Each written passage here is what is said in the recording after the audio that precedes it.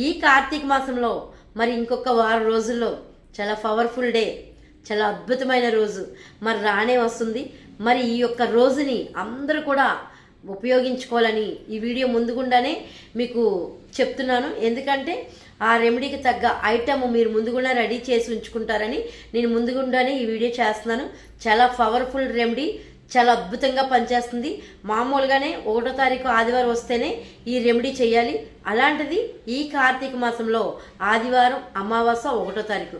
మరి ఇలాంటి రోజు ఎప్పుడు కూడా రాదు. మరి ఈ రోజున కనుక మీరు ఈ రెమెడీ చేస్తే మీ ఇంట్లో సిరి సంపదలు, భోగభాగ్యాలు, అష్టైశ్వర్యాలు కూడా మీ ఇంట్లో తొలతూగుతాయి. మరి ఈ రెమెడీని ప్రతి ఒక్కరు కూడా వినియోగించుకోండి.